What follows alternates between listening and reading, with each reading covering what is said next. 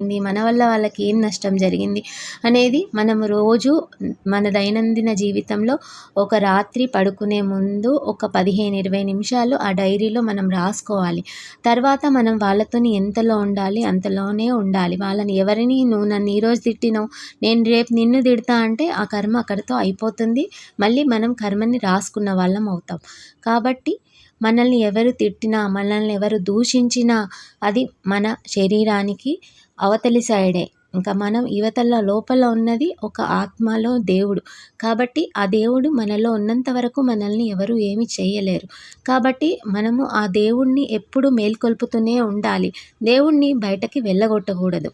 మనలో సకారాత్మక శక్తులు పెరగాలి అంటే మనము ఎంతవరకు మాట్లాడాలో అంతవరకే మాట్లాడి మన పనులను మనం సక్రమంగా నెరవేర్చించుకోవాలి. పక్క వాళ్ళు, ఎదుటి వాళ్ళు అలా ఇలా చేస్తున్నారు అంటే అది వాళ్ళ కర్మ.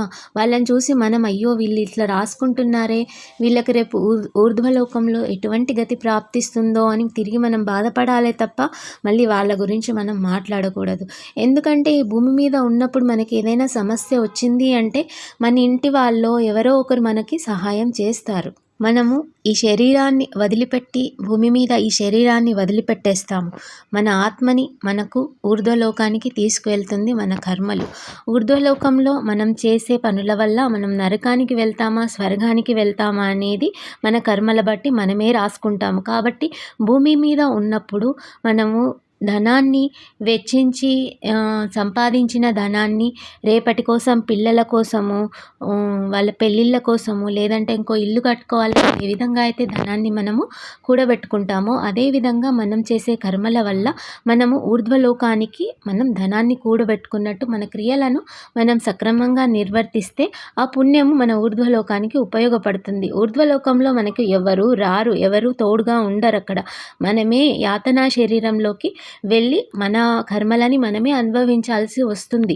అక్కడ మనకి ఏమి చేసేది ఉండదు. కాబట్టి చేసేదంతా భూమిపైనే. కాబట్టి మనము మంచి క్రియలను చేయడం వల్ల మనము ఉత్తమ గతిని పొందవచ్చు. అదేవిధంగా మన చుట్టూ ఉన్న మన పిల్లలకు, మన కుటుంబానికి కూడా మనం మంచి చెప్తూ మంచి క్రియలను చేయమని వాళ్ళని ప్రోత్సహించడం ద్వారా కనీసం మన కుటుంబానికైనా మనం మంచి చేయవచ్చు.